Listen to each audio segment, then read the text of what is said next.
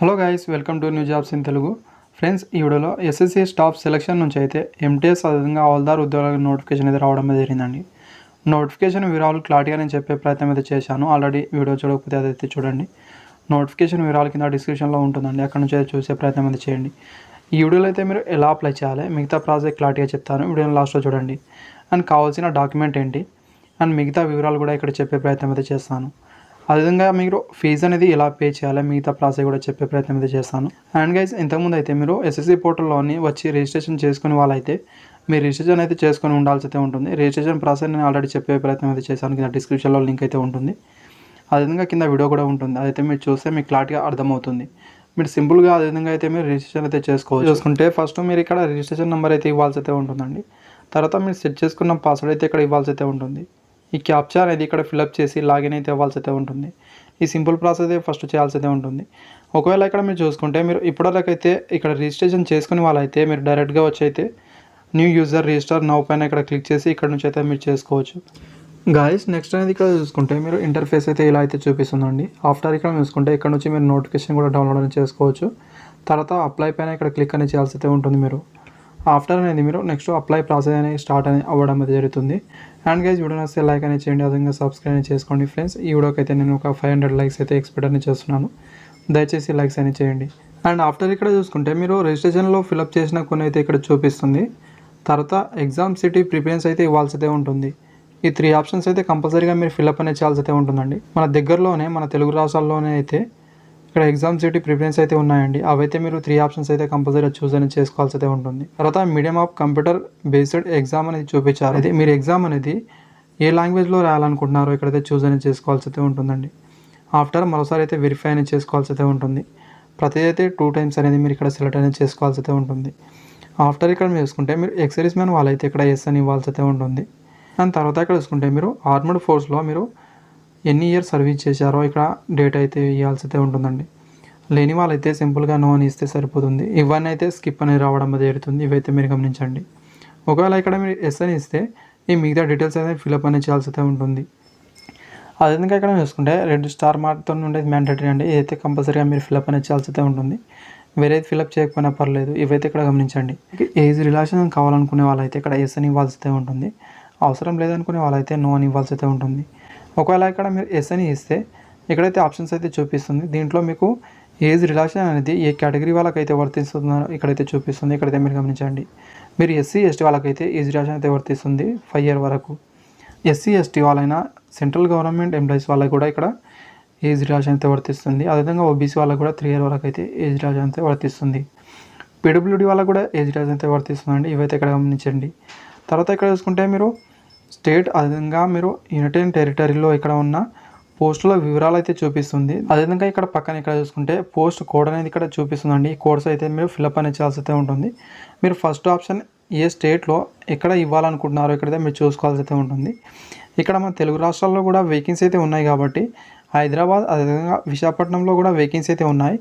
ఆ కోడ్స్ ఏమున్నాయి ఇక్కడైతే మీరు చూడండి. ఇక్కడైతే నేను డిస్ప్లేలో అయితే ఈజీగానే చూపిస్తానండి. మీకైతే యూస్ఫుల్గా అయితే ఉంటుంది. అవైతే ఫస్ట్ ఆప్షన్ అయితే ఇవ్వండి. మీరు ఆంధ్రప్రదేశ్లో కావాలనుకుంటున్నారా లేదా తెలంగాణలో ఇక్కడ మీరు ఫస్ట్ అయితే అవన్నీ చూసుకునే ప్రయత్నం అయితే చేయండి. ఫస్ట్ ఆప్షన్ మీరు ఇవి చూస్ చేసుకున్నారు కాబట్టి మన తెలుగు రాష్ట్రాల్లోనే పోస్టింగ్ అయితే ఉండే అవకాశం అయితే ఉంటుంది. గాయస్, ఇక్కడ మీరు పోస్ట్ ప్రిఫరెన్స్ అయితే ప్రతిదైనా ఇచ్చుకోవచ్చండి. లేకపోతే ఇక్కడ చూసుకుంటే కావాల్సినన్ని చేసిన తర్వాత అయితే నెక్స్ట్ అనేది మిగతా అనేది ఎక్స్ అని ఇచ్చిన తర్వాత ఓకే పైన క్లిక్ చేస్తే సింపుల్గా అన్నీ అయితే ఇక్కడ ఇదే విధంగా అయితే ఇక్కడ ఫిల్అప్ అనేది అవ్వడం అయితే జరుగుతుందండి. ఒకవేళ ఇక్కడ మీరు మళ్ళీ అయితే ఫిల్అప్ అనేది చేయాలనుకుంటే రీస్టార్ట్ పైన క్లిక్ చేసి మళ్ళీ అయితే ఫిల్అప్ అనేది చేయొచ్చండి ఈజీగా అనేది. ఎంటీఎస్ అనేది ఆల్ ఇండియా వైజ్గా ఎక్కడికి వచ్చినా మీరు వెళ్ళిపోతాం అనుకునే వాళ్ళైతే 72 నెంబర్ అనేది ఇస్తే సరిపోతుంది. ఆల్ ఇండియాలో ఎక్కడికైనా పోస్టింగ్ అనేది మీకు ఇవ్వడం అయితే జరుగుతుంది. తర్వాత హైయెస్ట్ ఎడ్యుకేషన్ క్వాలిఫికేషన్ అనేది అడగడం అయితే జరుగుతుందండి. మీకు ఏం క్వాలిఫికేషన్ ఉందో హైయెస్ట్గా మీరు ఏం చదివారో అదైతే ఇక్కడ మీరు చూస్ అనేది చేసుకోవాల్సి అయితే ఉంటుందండి. అండ్ తర్వాత ఇక్కడ చూసుకుంటే detail of qualifying education qualification అనేది వాళ్ళు అడిగిన క్వాలిఫికేషన్ మీ దగ్గర ఉందా లేదా ఇక్కడ ఇవ్వాల్సి అయితే ఉంటుంది. వాళ్ళు 10th క్లాస్ లేదా ఈక్వలెంట్ అయితే అడిగారు. దీంట్లో మీరు చూస్ అనేది చేసుకోవాల్సి అయితే ఉంటుంది. తర్వాత స్టేటస్ అనేది చూసుకుంటే ఇక్కడ మీరు పాస్వర్డ్ అని ఇవ్వాల్సి అయితే ఉంటుంది. తర్వాత ఇక్కడ రిజిస్ట్రేషన్లో మీరు ఫిల్అప్ చేసిన కొన్ని అయితే చూపిస్తుంది. తర్వాత ఇక్కడ మీరు చూసుకుంటే 10th క్లాస్లో మీకు వచ్చిన పర్సంటేజ్ అనేది ఇవ్వాల్సి అయితే ఉంటుంది. లేకపోతే సిజిపిఏ ఫార్మెట్లో ఉంటే మీ సిజిపిఏలో ఎంత వచ్చిందో అదైతే ఇక్కడ మీరు ఫిల్అప్ చేస్తే సరిపోతుంది. తర్వాత ఇక్కడ చూసుకుంటే మీ డీటెయిల్స్ అనేది జాబ్ ఆపర్చునిటీలో ఉంచాలనా లేదా అని ఒక ఇన్ఫర్మేషన్ అయితే అడగడం అయితే జరుగుతుంది. ఒకవేళ ఎస్ అయినా ఇచ్చుకోవచ్చు, లేకపోతే నో అయినా ఇవ్వాల్సి అయితే ఉంటుందండి. మీరు ఏది ఇచ్చినా పర్లేదు, ఎలాంటి ప్రాబ్లం అయితే రాదు. గాయస్ ఇక్కడ మీరు ఫోటో అదేవిధంగా సిగ్నేచర్ అనేది అప్లోడ్ అనేది చేయాల్సి అయితే ఉంటుంది. అండ్ ఫోటో అనేది రీసెంట్ ఫోటో అయితే ఉండాల్సి అయితే ఉంటుంది. 20 to 50 KB లోపు అయితే ఫోటో అయితే ఉండాల్సి అయితే ఉంటుంది. జేపీఈజీ కావచ్చు అండ్ జేపీజీ ఫార్మేట్లో అప్లోడ్ అనేది చేయాల్సి అయితే ఉంటుంది. చూస్ ఫైల్లో వెళ్ళైతే మీ ఫోటోని ఇక్కడ అప్లోడ్ అనేది చేయాల్సి అయితే ఉంటుంది. తర్వాత సిగ్నేచర్ అనేది అప్లోడ్ అనేది చేయాల్సి అయితే ఉంటుంది. 10 to 20 KB లోపు అయితే మీ సిగ్నేచర్ అయితే ఉండాల్సి అయితే ఉంటుందండి. ఇక్కడైతే మీరు చూస్ ఫైల్లో వెళ్ళైతే సెలెక్ట్ చేసి మీరు అప్లోడ్ అనేది చేయాల్సి అయితే ఉంటుంది. ఆఫ్టర్ ఇక్కడ చూసుకుంటే మీ రీసెంట్ ఫోటో అనేది April 21 తర్వాత దిగిన ఫోటో మాత్రమే మీరు అప్లోడ్ అనేది చేయాల్సి అయితే ఉంటుందండి. ఇక్కడ ఎస్ అని ఇవ్వాల్సి అయితే ఉంటుంది. ఆఫ్టర్ ఇక్కడ డిక్లరేషన్ చూసుకోవాల్సి అయితే ఉంటుంది మొత్తం అనేది. ఆ అగ్రీ అని ఇక్కడ ఇచ్చిన తర్వాత అయితే నెక్స్ట్ అనేది ఈ క్యాప్చర్ ఇక్కడ ఫిల్అప్ చేసి ప్రివ్యూలో అయితే వెళ్ళాల్సి అయితే ఉంటుంది. ఫోటో పైన డేట్ మీద అనేది లేకపోయినా పర్లేదండి, నార్మల్ ఫోటో ఉంటే సరిపోతుంది. ఎలాంటి మీ ఫామ్ అనేది రిజెక్ట్ అనేది అవ్వదు. ఇదైతే ఇక్కడ మీరు గమనించాల్సి అయితే ఉంటుంది. ప్రివ్యూలో అంతా ఓకే ఉంటే ఇక్కడ సబ్మిట్ అనేది చేయాల్సి అయితే ఉంటుంది. మీరు ఏదైనా రంగా ఫిల్అప్ చేసి ఉంటే ఎడిట్ అండ్ మాడిఫైలో వెళ్ళైతే మీరు ఎడిట్ అని చేసుకోవాల్సి అయితే ఉంటుందండి. అలా ఇక్కడ మీరు సబ్మిట్ అని చేస్తే మరోసారి అయితే ఎడిట్ అని చేసుకోలేరు. కాబట్టి ఏదైనా ఉంటే ఇప్పుడే చూసుకోవాల్సి అయితే ఉంటుంది. తర్వాత ఓకే పైన క్లిక్ అనేది చేయాల్సి అయితే ఉంటుందండి.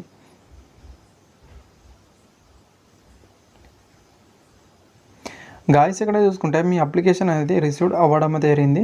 కాకపోతే ఇక్కడ వెరిఫై అయితే ఇంకా అవ్వలేదు, త్వరలోనే వెరిఫై అయితే చేస్తారు. అదేవిధంగా ఇక్కడ చూసుకుంటే మీరు ప్రింట్ ఆప్షన్లో వెళ్ళైతే ప్రింట్ అనేది తీసుకోవచ్చు ఈజీగా అనేది.